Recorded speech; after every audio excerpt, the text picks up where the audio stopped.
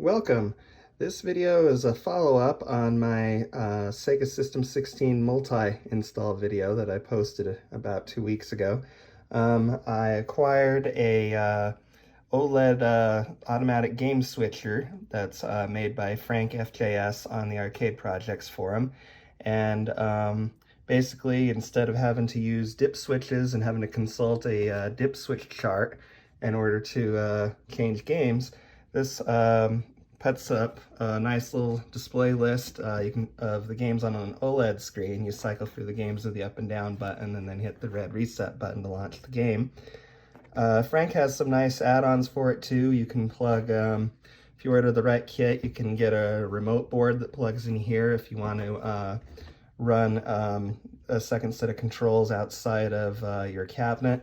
And he's also got an option to add an infrared receiver, so you can use a wireless remote control to switch and launch games. But I wasn't really interested in any of that. I wanted to just get the base unit, so here it is, and I'm just going to cover real quick how to hook it up. So basically it's going to just plug into the board here. You see there's a pinned connector that connects into the female receptor set here. You want to make sure you turn the dip switches off though, all dips off. And before I hook this up, also let's talk about the reset cable real quick. So it comes with a cable that handles the power and reset signal for the switching board.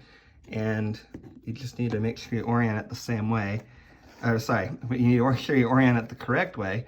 So there's 3 pins on the connector, and you can flip it either direction. The trick is when you look at the connector that goes to the main board, you'll notice there's 1 pin that's set apart from the other 2. On this connector, it's the black wire. That one that's set apart is the reset wire. So with my connector here, at least, it's going to be the black one that's going to go to reset. If you go and install one of these yourself, I don't know if he's consistent with the colors on the wiring or not, but just look for that pin that's set apart from the others, and that's the one you're going to wire to the reset. So let me, I'm going to turn this off for a second to wire this up. I'll be right back. Okay, so I connected the cable with the reset wire, pinned up to the reset line. And so I'm just going to take it up here and line that up with the board and press that into place like so. And then the reset and power line goes to this connector. I don't know if it's labeled CN5. It goes to CN5 in the lower right hand corner of the board. Again, you're going to take that 1 pin that's set apart from the others, and it's going to be facing up. And we're just going to connect it to on the left hand side of the pins, right there on the lower left corner of the connector there. And that's really all it takes. Let's go ahead and plug it in and give it a try.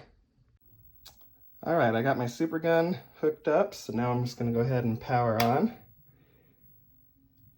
And it's going to come up with Shinobi, just because that was the last game I was playing when I was testing this switcher earlier. So we'll just go ahead and cycle through the games here. Let's see if we want. Let's go ahead and do Alien Syndrome.